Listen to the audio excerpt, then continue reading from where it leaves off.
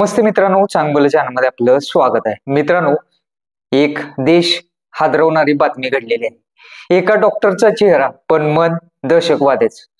गुजरात ATSच्या कारवाईमध्ये उघड झाले काहीतरी असं ज्याने संपूर्णरित्या थरकाप उडालेला आहे संपूर्ण देशामध्ये. हैदराबादचा एक डॉक्टर, नाव आहे त्याचं अहमद मोहिउद्दीन सय्यद. MBBS पदवी चीनमधून घेतलेला, पण वापर ज्ञानाचा नाही विनाशासाठी केला. हा डॉक्टर तयार करत होता एक घातक विष, नाव आहे त्याचं रेझिन. तेच रेझिन जे काही थेंबातच माणसाचा जीव घेऊ शकतं. रिसिन म्हणजे एक अत्यंत विषारी नैसर्गिक रसायन आहे. हे कॅस्टर बिया म्हणजे एरंडीच्या बियापासून म्हणजेच कॅस्टर ऑइल प्लांट पासून तयार करण्यात येतं.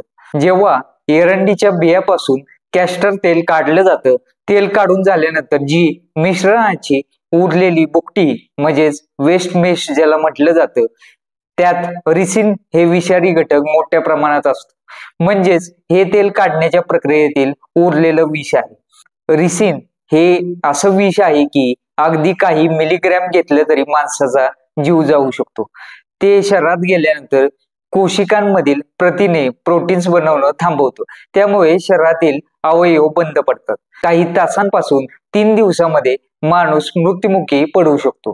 गेल्या 6 महिन्यामध्ये या डॉक्टरने देशातील गर्दीच्या जागांचा बारकाईने अभ्यास केला. दिल्लीची आझादपूर मंडी, अहमदाबादचा नारोदा बाजार आणि लखनौ मधील RSS कार्यालय हीच ठिकाणं बनणार होती भयाचा रंगमंच. पण सुदैवाने गुजरात ATSने ही योजना वेळेमध्ये उधळली. आदालच टोल प्लाझा जवळ पोलिसांनी त्याला पकडलं.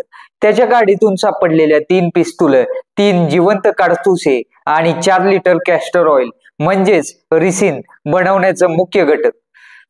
चौकशीत समोर आलं की तो एका अफगाणिस्तानमधील ISIS हँडलरशी संपर्कामध्ये होता. त्याचं नेटवर्क उत्तर प्रदेश, राजस्थान आणि तेलंगणापर्यंत पसरलेलं होतं. डॉक्टर ज्याच्या हातामध्ये जीव वाचवण्याचं औषध असावं, त्याच्याच हातामध्ये आला विषाचं शस्त्र. देशात अशा योजना सुरू असताना आपण सगळ्यांनी सावध राहण्याची गरज आहे. संशयास्पद गोष्ट दिसली तर गप्प बसू नका, रिपोर्ट करा, सावध राहा, सजग राहा. ही होती एका डॉक्टरची काळी गोष्ट. जीव वाचवायचा शपथ घेतलेल्या व्यक्तीने मृत्यू तयार करण्याचा उद्योग सुरू केला होता. तर मित्रांनो, ही होती बातमी. आपल्या प्रतिक्रिया काय आहेत नक्कीच यावर कमेंटद्वारे कळवा.